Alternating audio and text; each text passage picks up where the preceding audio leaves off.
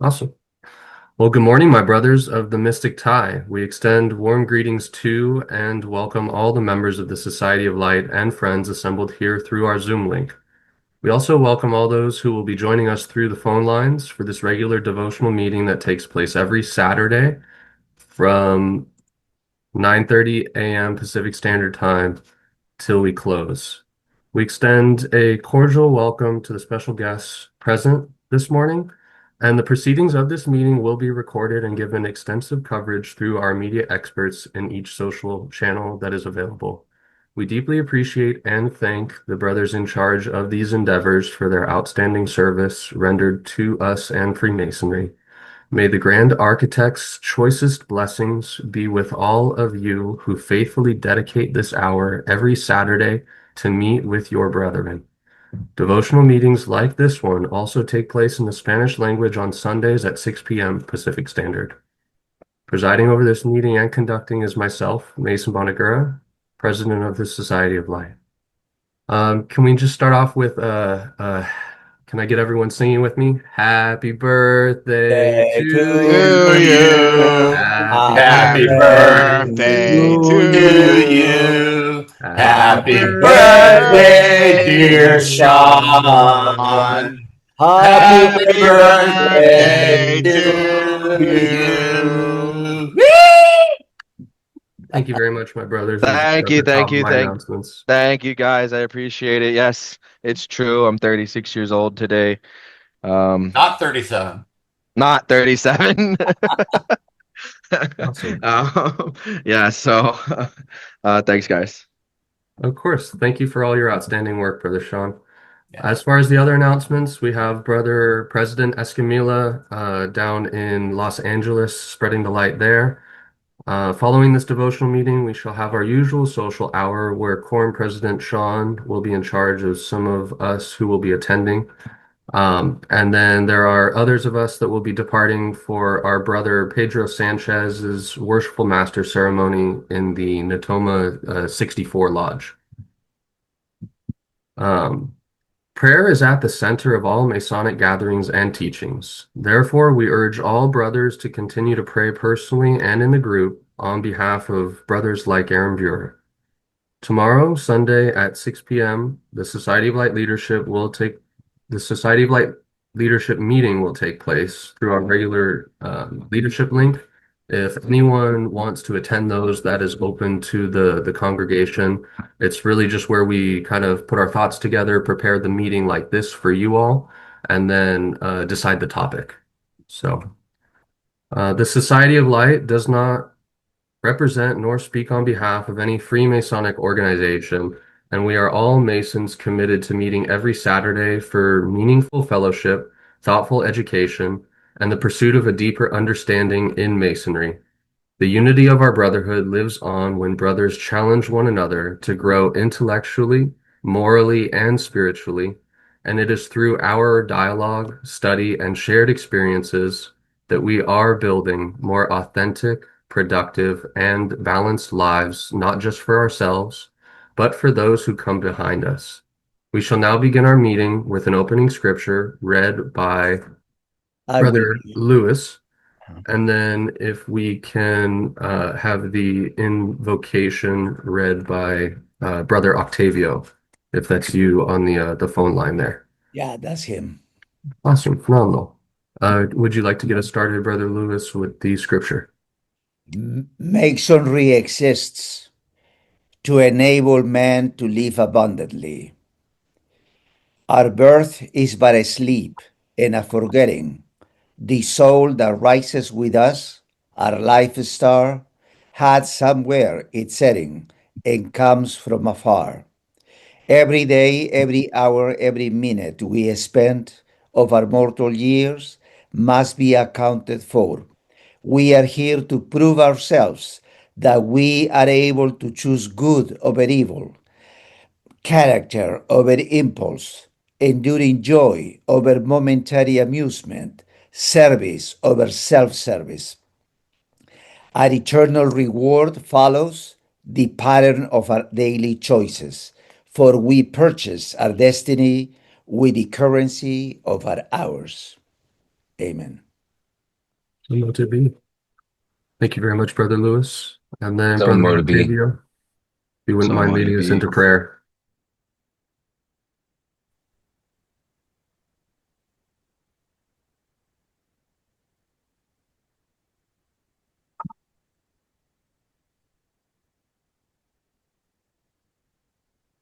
Who did you call on for that? Octavio. Brother Octavio. Oh, Octavio. Sorry, I wasn't sure if you called me. I thought he was Oh, just doing a it, moment of it, I'm, silence. I'm, And I'm, I'm not sure if that's Anthony again or not, but I know he was planning on making the meeting. So Okay. unless you've confirmed good, it's Octavio, good it, morning, it could brother. be Anthony. I'm, No, I'm right here, but this is Brother Octavio. Yeah. Do you want me to do it or? Yes, please. Yes, please. Okay, right. Great architect of the, great architect of the universe, yes, we gathered together to thank thee for all the blessings that we have as as a group of, uh, as a group of brothers and that share goals and are trying to get better in life. We thank thee for all the blessings and all the wisdom that we are able to receive and share. And we ask thee to bless us with more wisdom and to apply these teachings in our lives and to become better persons and that we can align ourselves to thy will. And please also bless us that we can be stronger together and support each other. And the person that's going to share the message with clarity in mind and also for us to have an open heart. According to thy will. Amen. So mote mote be. be. Thank you for that, Octavio. Thank you very much, Brothers Lewis and Brother Octavio, for both the scripture and the prayer. And I will now turn this time over to Quorum President Sean for our introduction of our speaker.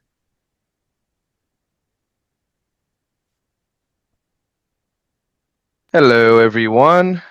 Thank you for being here today. Thank you again for the birthday wishes. Really, really appreciate it.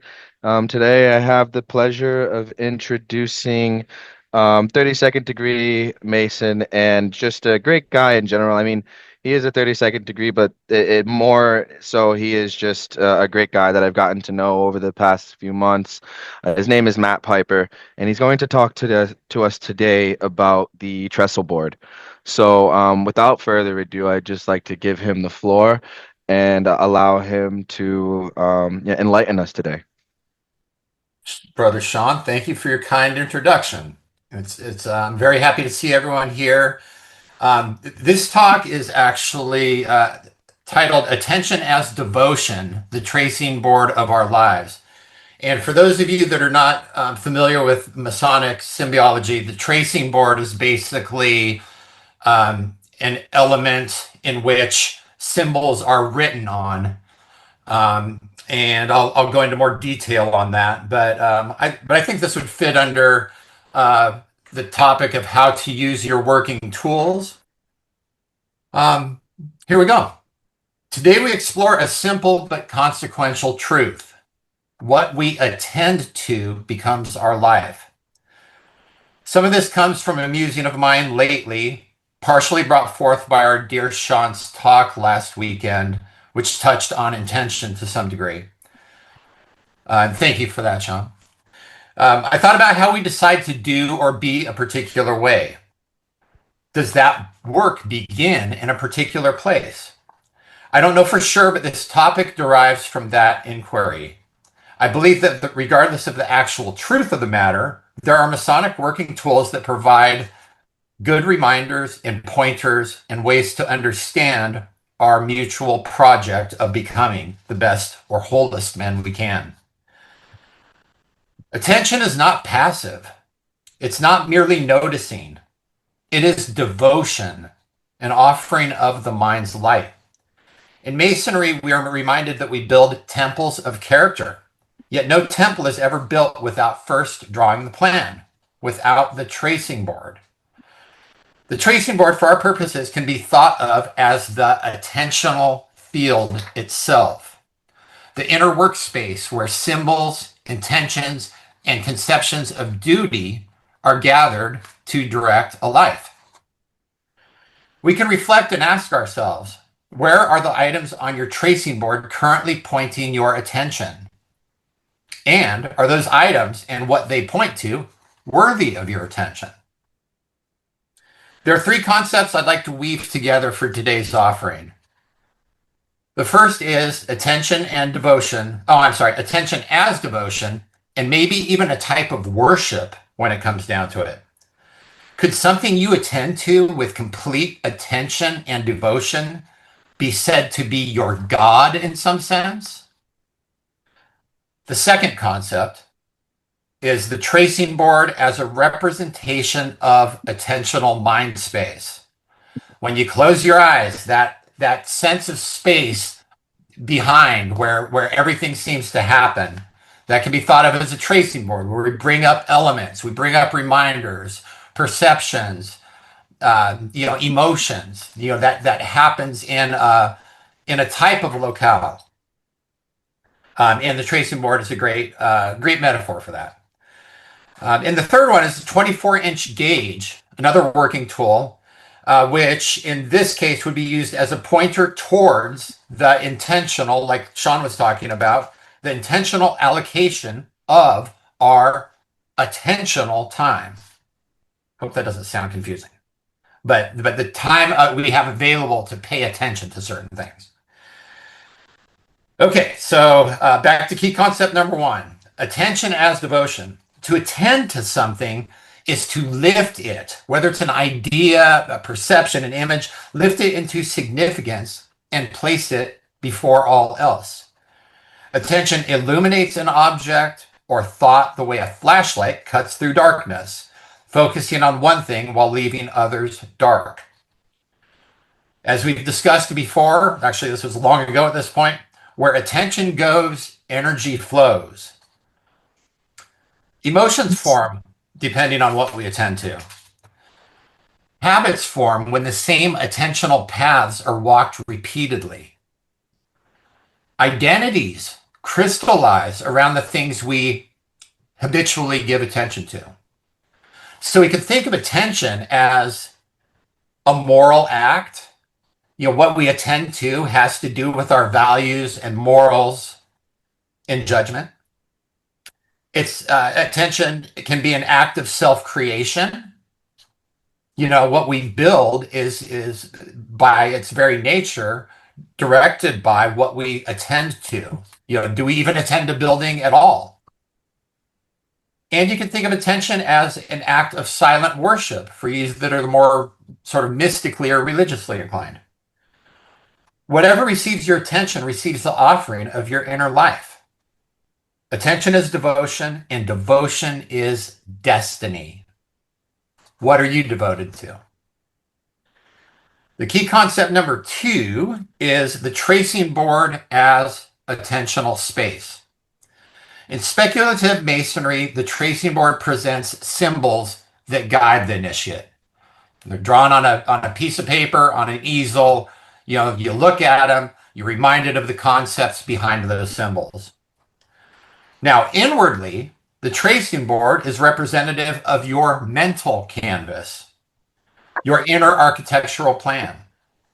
Each symbol drawn on that inner surface, whether traditional or a personal symbol or a set of thoughts or beliefs, becomes a reminder of what's worth attending to. Meditating on or remembering the basic symbols and what they point to can help shape expression of behavior. It can be a safeguard against distraction, like a way to remain focused on these things. If you're constantly motivated to bring up these symbols and bring up, what they mean to you. Your actions are naturally going to derive out of those things.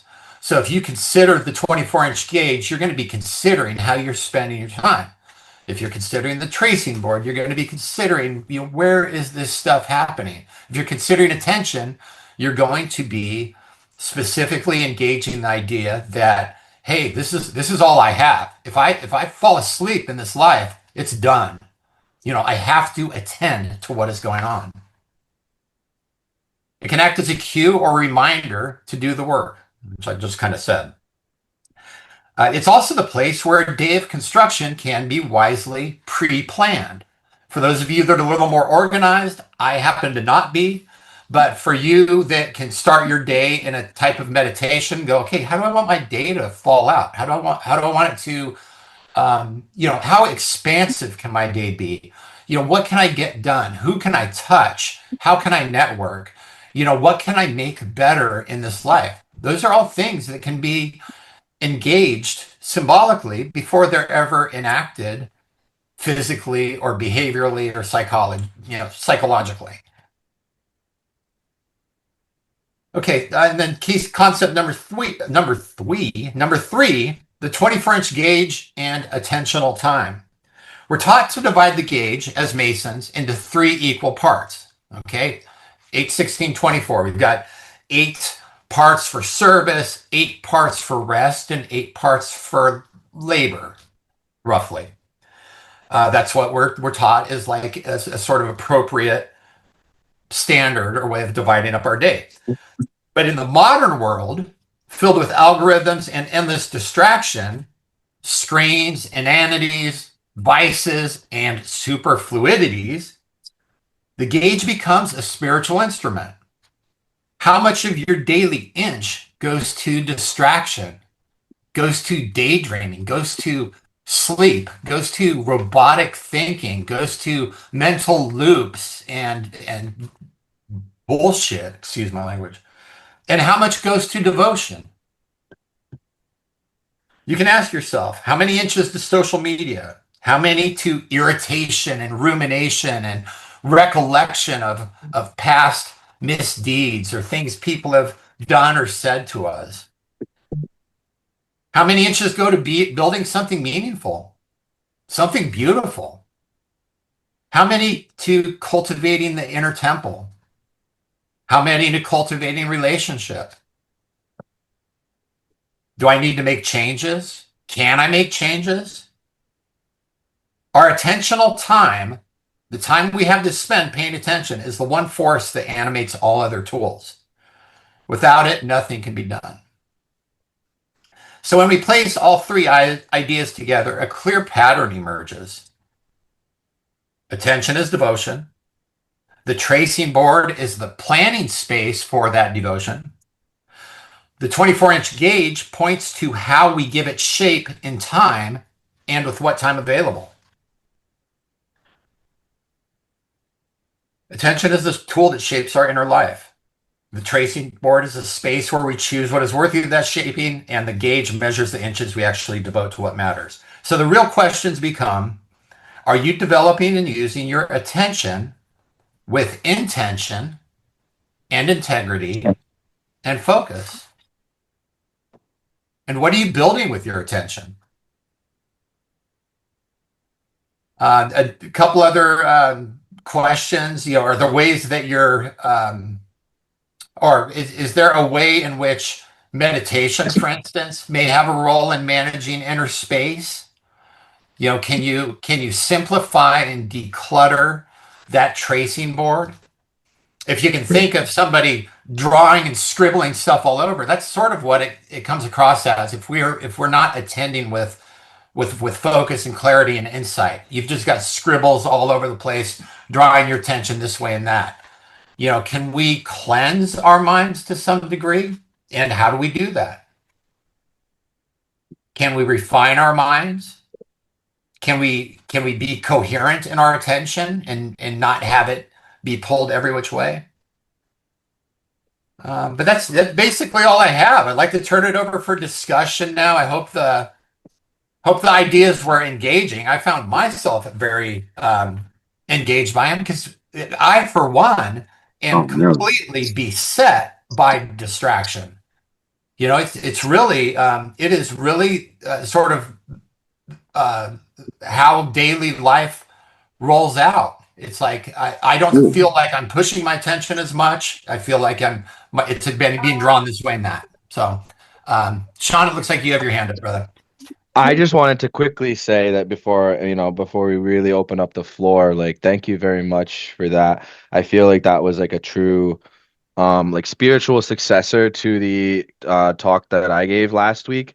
You present it was just presented in a different way, and a different, like, yours was much more like grounded and human. Mine was more like presenting, you know, like a methodology of like how They we're work going well to do together, my this. brother. But yeah, but it was like they were like, two sides of the same coin, and I just really appreciate everything that you just put on the table today, man. Thank you.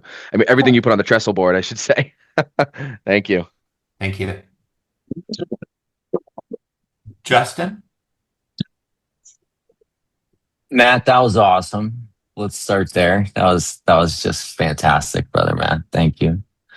Um, Talking about intention is really important, especially if you for people who are more interested in diving deeper.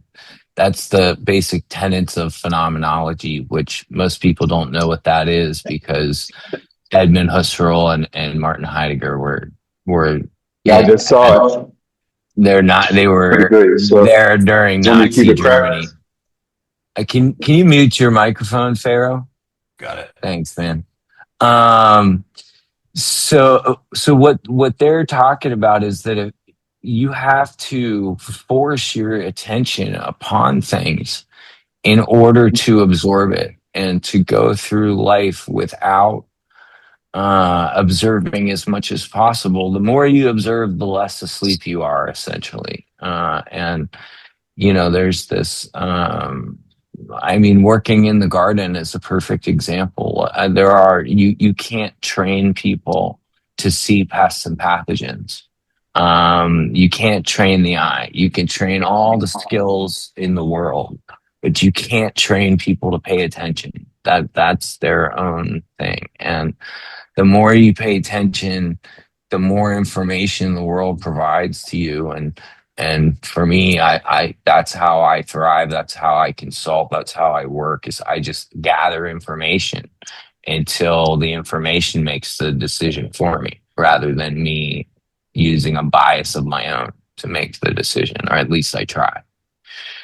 So that's what I wanted to say about that. I really love that topic. I feel like it's pivotal. There's really it's a hopeless state to be in if you're not engaged in the world with full intention, with full attention, I should say. Thank you so Um, much, Justin. no, absolutely. And there was something else I wanted to touch on that was great that came up in the middle, but I forget what it was now. What did Brother Sean say? Oh, what did Brother Sean say? I'm not sure, but I would like to kind of piggyback on something you just said. You collect Go ahead, information. please. Oh, can you hear me? Yeah, go ahead, please. Okay. Yeah, so I just wanted to piggyback on something you said about you collect information and then the information makes the decision. I thought that was pretty powerful because that's how I feel it to be too. It's not as much that I have this element that's standing outside and choosing. It's almost as if the patterns that are arising are almost self-assembling, and they're landing more on one side than the other, and then that sort of shapes behavior. That's just sort of my internal feeling of it, but You- I appreciate the fact that You're you also feel that kind of. you're casting a net, and what you bring back in with that fishing net is based on how much attention you pay to it. And I remember the other one, and it's a topic that's part comment and part question, because I'm new to tracing boards, although I know what they are. Was hoping somebody could give me a little bit of history, because to me they seem to have come out of alchemical recipes. Alchemical recipes used to be written in the form of a picture because you couldn't write it down in writing or they'd burn you at the stake.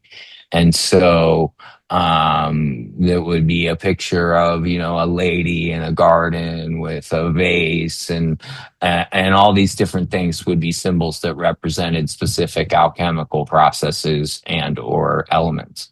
And I see that same transitioning into the tracing board, where we're using this symbology to internalize the understanding rather than rationalize the understanding. And I think the companionship between the two is really where the enlightenment comes, or let's hope, because otherwise we're screwed. Thank you, Justin. So I would bet there probably is some sort of relationship. I can't speak to what that is, but it would certainly make sense. okay, thanks guys. Great talk. Thank you. Luis? Yeah, brothers, good morning.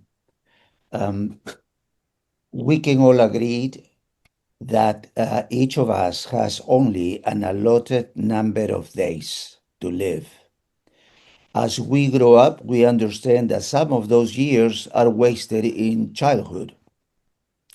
And as an older person, I can tell you some of them at the end, at the back end, also are going to be wasting in either your health or whatever needs that you have at that moment. So our lifespan now is reduced to a few number of years where we can be active, we can develop to our full potential, and we can do what we intend to do.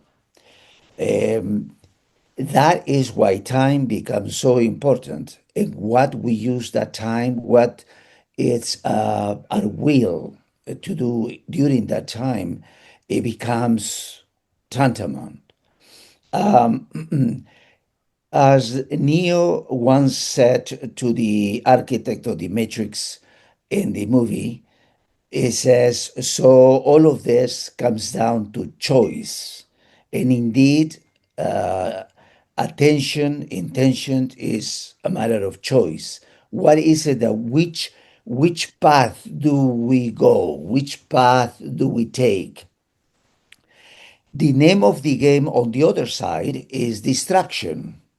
That is why at the end of each degree, Masonic degree, there is a space called the charge where somebody gets up and it never fails to say the word, my brother, I urge you to pay attention. And that is precisely what your presentation was about, Brother Piper. What is it that we are paying attention? It's not just hearing, it's not just sitting in, but it is listening with the heart and praying for the wisdom that we need in order to choose correctly. Because some of us think that spreading ourselves too thin, we are getting somewhere and we are actually just spinning our wheels. At the end of the day, we are going to realize, oh, maybe it's because I went to too many different paths and, I couldn't accomplish what I intended to do. Another thing is being also always in a hurry. Oh, no, I got to do this. Oh, it didn't go the way I wanted to because I was in a hurry. In medicine, I learned that slow is fast. So you don't have to go back and repeat it all over again. And another of the distractions is miscalculating. We think, okay, as far as this person is going to sign the contract, then by next year I should be doing this and la la la and this and that and the other thing. And anybody that has lived life understands that there is a number of factors that come into play into the equation of life.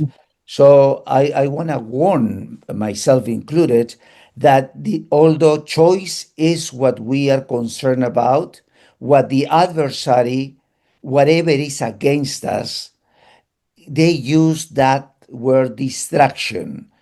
I'm sure you have more ideas about what kind of distraction attracts that attention. But let us be careful because time is ticking.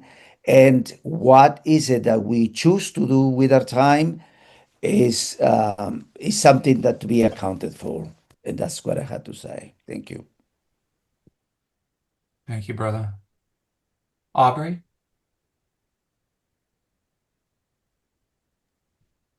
Hey, brothers. I did listen and everything between going back and forth, but I wanted to say because I got calls from my parents, but I was thinking a lot about what you all have been saying, and it sums up to one word, and that is Nia. And when I was thinking of the intention, basically, if I remember from some Arabic, am I right, Sean? Oh, you're mute, Sean.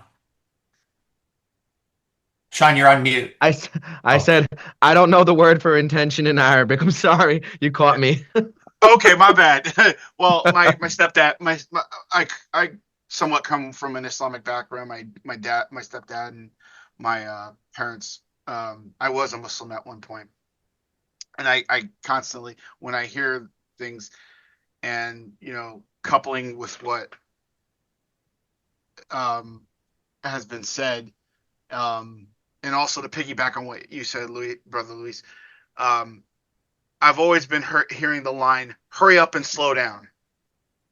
Don't just, you know, do your work, focus, but do it with intention. Don't just go through the motions, but at the same time be in the flow.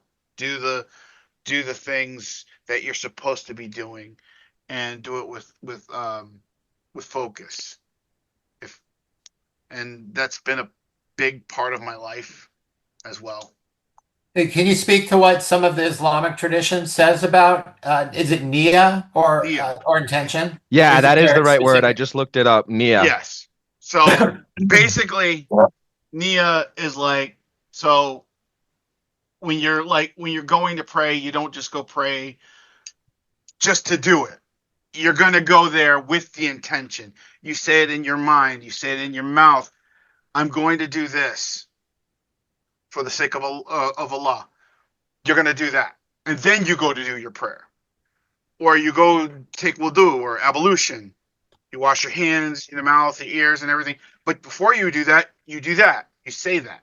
You step out of a house. There's, intention, not just to do it to do it. You're gonna And do it presence. There's like being present for the actual always. activity. Like you're not doing it robotically. You're saying, I'm here, I'm doing this for this purpose. I love that. Yeah, and that's pretty much it's pretty much where I live even now. Is I get up in the morning. Even if I don't just go to, do a full ablution, which is called ghusl, top to bottom shower and everything. Uh-huh. I wash my hands and I say that I'm doing this, washing my hands. It's about basically just being, like you say, being present, being there, saying, "Hey, I'm doing this for not just to do it," because a lot of people say, if I remember correctly, there was a one verse that not verse one hadith where Prophet Muhammad, peace and blessings be upon him, said, he does not believe, he does not believe, he does not believe. And the reason why he was doing it is because, you can go through the motions, you can go to the mosque, you can go to, whatever.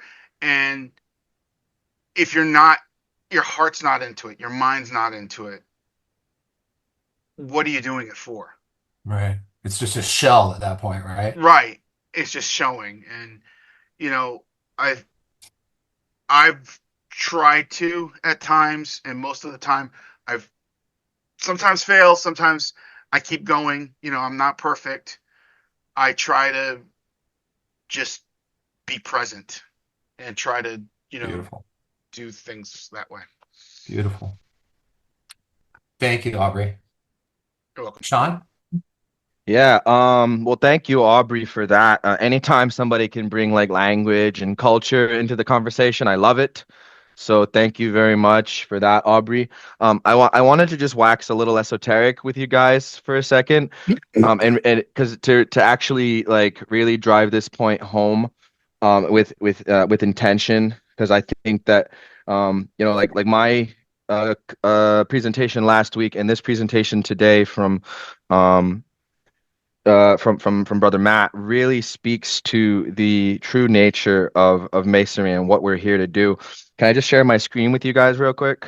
Go for All right. it. So I'm sure you guys have seen this image before. Maybe you have, maybe you haven't. Is anybody familiar with this image? Oh yeah. Yes. So we have the Yes. so we have the black and white Yes. checkered board at the on the floor, right? That symbolizes light, darkness, good, evil. But dualities in general, male, feminine. I mean, masculine, feminine. Just dualities in general, right? And then we have our pillars here. We have wisdom, strength. We have beauty. I'm not going to break down every single symbol because we got to leave some mysticism, but we have the rough ashlar and the perfect ashlar in the back. Um, but this ladder here, uh, that's where we get into what we're talking about today. This ladder represents your care, your intention, your purpose. Like, why are you doing something? And the woman in the middle represents divine femininity and how we have to be in tune, with that duality that's talked about, at the bottom.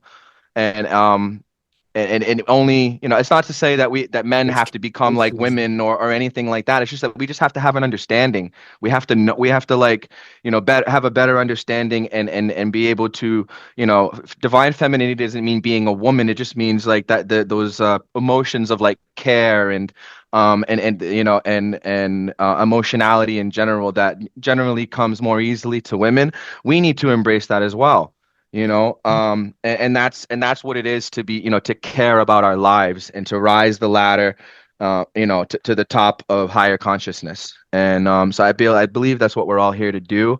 And I feel like this image perfectly encapsulates everything Matt and I talked about last week and today. So yeah, I love it, Oh, man. Hey, sorry to interrupt, but Sean, I have a question. I mean, I totally get where you're coming from, but there's so much more going on this I tracing know I'm board. not gonna explain. Why did you zero in on that one in particular? I'm just curious. That's all. I watched someone else like give like a breakdown of this, and like I watched a video on it at one point, and that was sort of their focal point for and I just really it just really resonated with me, and so I just Well, wanted yeah, to share it with and you guys. some of the other ones are just super obvious. So that was very interesting. Thank you. Yeah, I could sit here and break down every single aspect of this image, but I don't want to release all the secrets, and I don't want to waste your guys' time either. It would take a long time. All right. Thanks, Sean. Yeah, thank you It so was much, guys. I think I might have been next. I wanted to just add the thing to what Luis had said about slow being fast, and it was maybe you guys have heard the Navy SEAL um, admonition or their there's like a little motto thing. It's slow is smooth and smooth is fast. So I just wanted to add that in because that always resonates with me. When I try to hurry and be fast, I always screw it up. It's always being done two times. So I just wanted to thank Luis for tacking into that. And I also wanted to say one other thing about what Luis was saying about sort of getting towards the end of your life. And it's like you only have a certain amount of time left. And I was struck by, that's a real reality and it's like an illusion as well. Like we only have like this recurring moment, and when we think of it, we might say to ourselves, "Oh, I don't have enough time to do this thing," but you always have time to get started. So there's always time to do simple things or place a couple of bricks or whatever. You don't have to fit, again, slow is smooth, smooth is fast. You don't need to rush something because you think you're in your later years. You could still, in full presence, like Aubrey was saying, be setting bricks. You could be planting seeds to trees you will never sit under. You can do that stuff and it will never be around for your life. But our lives aren't our own, are they? We're part of a collective. We're a part of a greater thing, a greater project.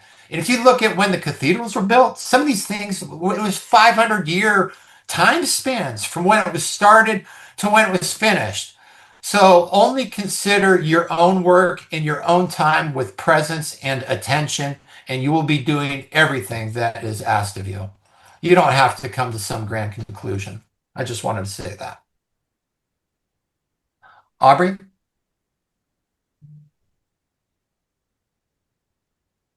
Oh, you're on mute, brother. Sorry about that. I just wanted to say one thing.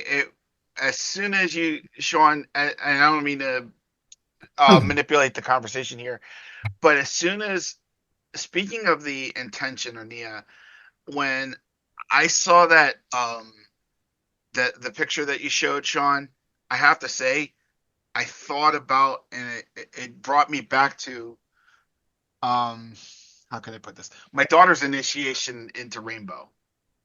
So, and it was a song, the song, I don't know if you've ever heard of it. It's called "We Are Climbing Jacob's Ladder," Uh-huh. and I remember singing that for her at the initiation, and again, going back to intention, it just hit home. Yeah, that's Jake. That I'm pretty sure that's a representation of Jacob's ladder, the image. That's what that's supposed to be. Yes, yes, and Yeah. that's why. Absolutely. Yeah, that's pretty much what I was feeling when I saw that. Yeah, That's yeah, okay. good I good had I had reference. one other thing, if you guys don't mind. So attention doesn't have to be to doing, and I hope I didn't give that sense. Like to attend means, oh, I'm making plans and checking it twice, and I'm going to do this and that. Gonna You know, find out who's naughty or nice. Exactly. No, no, I want to sort of highlight again what Aubrey was speaking to, and that is a type of presence or inhabiting the moment. Okay, that's attention too. That's the same thing. It's shining the light on your current experience, regardless of whether you're doing. You might be laying in bed, but be there for it. If you're awake, be there, inhabit your life. Don't get stuck in rumination or considerations or formulations or fantasy or derivations or all this stuff that takes you out of where you are. Now, if you're using that stuff with intention to move yourself forward or into some space that you will appreciate, then all power to you. But if you are just getting stuck in these mental loops, you're not inhabiting your life. Just wanted to point to that again. Thank you, Aubrey, for bringing that up. I think that's such an important consideration. Aubrey? Going back to that as well, that actually played a lot to what happened to my brother's at our lodge last year during my journey. So we learned a very interesting line, um, and it's just indulge me for a second because there was some tragedy that happened last year. The line, and I'm actually looking at the person that was supposed to be giving me the middle chamber lecture yet, his memorial card. Um, it's called. We used a line called "Semper Gumby," be flexible Ah, and be present, but be flexible as well. Um, the best laid plans could fall apart within moments. And I'm always reminded of that. My former worshipful master said "Semper Gumby," and I'm always constantly thinking of that. Um, and I it just hit me when you said that because I'm thinking, okay, yeah, you could build the best laid plans, and then all of a sudden it just falls apart. I won't go into the full details, but yeah, I totally understand that. Yeah, that's such a poignant truth. And in the doing, in the planning, and in the bringing forth that which is within us, that activity alone is of value and worthwhile. It's not just the products of it. So this journey we're all on together, where we're taking these steps, each one of these steps is important. It's not the destination. I mean, maybe it is to a certain extent, but we're becoming, maybe we're becoming more whole. Maybe we're becoming more expressive. Maybe we're becoming available to say yes to more things and have more variety and more variation in our lives. Maybe we're stepping outside of our conditioned selves where we're, locked into these habitual thought forms and way of being. And maybe we're achieving a kind of freedom together. And that is a progressive, just like Luis will back me up on this. Masonry is a progressive science. This is a journey of progress. We will never, it's like, the two train tracks that are parallel and, it looks like they meet at some destination, but they never meet. We're always on those tracks. And as long as we're making forward momentum in presence and integrity and intention, I think we're doing a really good thing. Thank you, Aubrey. Dennis, you're mentioning the Jesus prayer. That's the Our Father, right? Okay, so this is really interesting because Dennis just mentioned what I believe is known as the Our Father. Okay, this is something that I looked up. I actually dropped it into chat the other day, and I want to share this with you guys, but I think I'm gonna have to do it on the other on the WhatsApp. But it was the most beautiful analysis of each phrase in a way that made it almost as if it were a spiritual blueprint for like a spiritual becoming. And I found myself saying this prayer. I'm not, I don't think I would technically be called a Christian, but after seeing what the meaning was behind some of the elements of this prayer, I find myself saying it to myself. And it was something that apparently came out of Jesus's mouth sometime during the Sermon on the Mount. But maybe you guys would Matt, like it. I would love a copy of that. Yeah, totally. And I have the same. I say the Our Father just out of habit of being, I don't really consider myself any one religion, but I've been practicing Christianity and I have a theology degree in Christian history. So Oh, when I really? say the Our Father, yeah, that's why I translated the Bible from Greek. Oh, nice. Um, but the reason I say it and I almost every day, if not more than once, is because like it immediately puts me in a space that is completely different. Like it's just without it's like muscle memory almost. But sorry to interrupt, but I just want to throw that in there. No, that's great. I will send that off. It looks like Mike would like to say something. Go for it, Mike. You're going to need to unmute yourself, okay? I got something to say. So you're right. That was the prayer that Jesus taught in the Sermon on the Mount, and Our Father.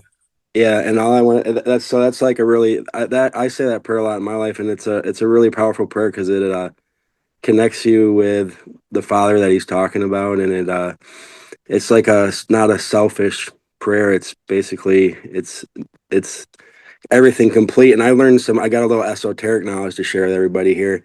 I don't know where I've heard this from, but I don't know if this is true or not, but to see how this resonates with you guys. Supposedly at the end of the prayer, instead of saying amen, you say, "For yours is the breath that moves through all things and the light that remembers itself in me." That was supposedly the original words that he taught at the end of the prayer and added to it. So I'm sharing that with you guys. For yours is the breath that moves through all things and the light that remembers itself in me. That's You, what he you know said whether at the end of that's this. whether that is factual or not is one thing, but whether it's true or not, I would Yeah. say is a complete other, and that sounds like a truth to me. Yeah, we don't know if Um, nobody knows if it's true or not, but that's just something I learned through my experiences in Beautiful. my life. I've seen that exact same video. I think we saw the same one because I that sounds so familiar to me. Yeah, Was that a YouTube video that of somebody that uh, talked about that? it might have been. Or Yeah, Yeah, I I think either so read because it I in, I saw either it. read it in a book or it was a YouTube video. Yeah, One of yeah. them. It could have because either one, but I've heard of that too, and like I wanted to just briefly comment that that prayer, Our Father, is actually way more esoteric than we realize.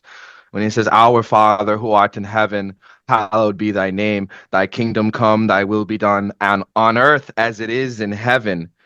That line right there, on earth as it is in heaven. He's telling you that heaven is on earth. That all ties back to earth. Heaven is within you. Heaven is a state of consciousness. It is not a place in the sky. Heaven is, being more connected to God and understanding the good moral will that He has for humanity, and hell is just the distractions that keep you from that. I Yeah, love that. Well Hey, once you said, start, brother. real quick, guys, we might be at time. Can someone do a quick check? I show 1 hour and 6 minutes. Do we still have some time, or do we need to switch to social hour? Are you there, We still Mason? have 6 minutes left Oh, okay. of Okay. this, I think. Very well. Hey, Okay. brother Sean, that was awesome. Yeah. Totally. And then, Mike, did you put your hand back up, brother? no, I'm trying to mute. Oh, okay. I'm having trouble with it. I got to figure out how to work this better, but I'll figure it out eventually. Okay. Well, we give it a 5 minute 5 minute warning. Mason. I think it says over an hour because I start the meeting before 9:30 and Oh, people trickle gotcha. in. So we still have that extra 5 minutes considering we Okay. started. Um, Do you have but anything to add, Mason, to this convo? I feel like it has been wonderful so far. I don't really have anything to add. Um, Okay. Anybody else about presence or attention or their own sense of experience with those things? Anything come to mind? I mean, if nobody wants to talk, I can. The So floor is there's yours. a philosopher, Robert Sokolowski, wrote a book called Presence and Absence. And Presence and Absence talks about how our experience of the world is only ever from one direction. You can never see the back of anything ever, no matter how many times you walk around it in a circle. You can't see the back of it. So you have presence flowing into absence and absence flowing into presence. But at no time can your mind comprehend that that tree you're looking at doesn't have a back. We innately understand it as a truthful being, even though our senses can categorically not comprehend it in any object in its entirety. That's wild. But it's true. Our localized perspective is always like we're always at the center of it and not like getting around something. Is that what you're saying? Kind of. It's really about epistemology and understanding the truth, which gets to which is why you pay attention, right? If you don't pay attention, you can never get to the truth of what you're trying to understand. And the limitations of that attention are A, your intention of your attention's awareness, and B, the three-dimensional world that we live in. We are never exposed to an object in its totality. There's never an object that we can comprehend through our five senses in its totality. There's always a back to it that we will never ever see at the same time as the front, but our minds cannot comprehend it not having that back. So it is producing a self-fulfilling truth in the fact that objects exist in that way, that they flow through presence and absence, if that makes sense. That is wild. Like as you were saying that, it was occurring to me. Yeah, you directly perceive and experience the side facing, but you imagine and expect the other side, like it never exists in actual It's not presence. imagine and expect. You can't think of one where you can't believe it doesn't have the back. You know, you don't imagine and expect, you know, even though your senses cannot see it at the time. Like you can't comprehend that bookshelf behind you as not having a back. You Well, can't. you can if you think of awareness as like a screen. Like if you look at a TV, there's a certain understanding or knowing where you're like, well, there isn't a back to that tree. I have to imagine that this is a three-dimensional thing, but it's actually a pixelated version of a one-dimensional Well, expression. You know what I that's mean? now we're getting into a secondary artistic expression, which Plato again would say. Now we're second step away from reality already, and as you get into those representations, you get further away from the reality. Pick a real world example, and we can do that. Well, this is a real world example because all the light that's being reflected off of a tree is like landing on the screen of your eye, which is then being focused down into a point and then re-expanded and then, run through data. So it's not, I would contend that a lot of what we consider to be reality is very much a filtered expression of it, of the things that are directly relevant to us. Yeah, I think who was the guy that wrote? Oh, it was Aldous Huxley that wrote something like, if we were to Doors like of we're perception. yeah, he talked about it as being reducing valves, and if we were to see reality in like its fullest expression somehow, like it would just not, it would be too much for us. We would, I don't know, disintegrate into primordial soup or something. But I get that. Like we have to see a reduced version to be able to operate to some degree in my thinking on it. And that's see from the perspective of our five senses, but Right. see from the perspective of understanding, the which is the light, which you just mentioned is what we're using to see, right? You literally can't imagine it as not having that bag. In fact, you take for granted the fact that you can't imagine that. You're not secondarily applying. You don't look at a tree and be like, I wonder if there's a back to that tree or if it's just empty behind there. Like that, like that's not how Well, it's could you look at a presented to tree you. and see it as not distinguishable as that label and thing which you are calling, which you're cognizing as tree, and see it as Well, now you're asking what the definition of tree is. I mean, So I'm talking about any object. is Any it this works for any object. right. is it due to the fact that particles aren't like in form unless they're viewed by an observer? Yeah, it's that we have to have a particular point in space in order to have a perspective, which is why there's 8 billion perspectives out there, so that we can, the grand architect can collect as many as possible and understand, Don't we you only know, operate on like a touch sense though? Because everything is a wavelength. well, that would mean the opposite of touch. Wavelength doesn't touch. I mean, I guess it does, but not physically. But Well, yeah, I it's, mean, it's your photons that vision. are hitting your And retina. that's and the photons are what contain information, that they literally contain information the same way the electricity in your computer creates and maintains information. Brothers, just to be respectful of time, I think I'm going to close the meeting and move us into the social hour. So, Or my brethren, it has been a great gathering of minds, and we thank you all for sharing your time and energy with us this morning. And following this meeting is our social hour, where we can talk about things that we face as Masons and citizens. Our closing scripture is, "Behold, how good and how pleasant it is to the grand architect of the universe for brothers to gather in unity together." And then Zach, is there anyone that would like to do the closing benediction? yeah, Sean will do it. Yeah, I was gonna say, yeah. I'll do it. So, Welcome, Brother well, Zach. first, I would just like to thank God for allowing us all to be here today.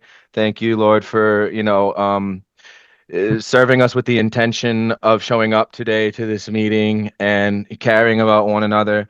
As Matt said earlier, intention is more than just doing, it is the thought and purpose behind what you are doing. Also tied to what Aubrey said, that that in declaring what you're going to do before you do it, it's not just about the actual act; it's about the thought and the motivation behind the act, Lord. And I hope that all of us remember what we learned today and take it seriously, because this is not just some esoteric feel good concepts that we're talking about here. These are real tangible ideas that can transform a human life into something much better than um and what it would be, whatever we want to be, and do the things we want to do in our lives in order to help each other. So please guide us, God, and thank you for everything. Amen. So mote Motive So it mote be. it B. be. Beautiful, Sean. Thank you. All right. If you don't mind, my brothers, I have to go with Lewis to the Natoma 64 Lodge for their Worship Master Right. ceremony. Brother Piper, do you want to come? You know what? I've got to clarify something, but I'm not going to be able to. No, Okay. I'll tell you guys the behind the scenes part of it. Sounds great. I'll tell you my story of woe. I will be there with you in spirit. I'll make sure to let him know how happy you are for him. Thank you, brother. I appreciate that. Yes, I don't know who he is, but just give my fraternal regards as well. Very happy that Pedro will be, serving as Yeah, worshipful master in this at that Folsom Lodge. I will. And I'm sure, and he seems like a great guy to be, initiating you. So that's great. Yeah, I still have to see if I pass the interview. So, Oh, I'm sure you You will. will. Yeah, I'm sure you will too, dude. No doubt about it, Mason. I don't know, Um, Mason. You come off pretty crazy. a loose cannon. Yeah, No, right, not at all. exactly. Not at all, dude. The exact opposite of a loose cannon. All right. Well, enjoy your time there, brother. And enjoy your dialogue about the fabric of reality and the dimension that we live in. And Okay. okay, higher consciousness within the cosmos.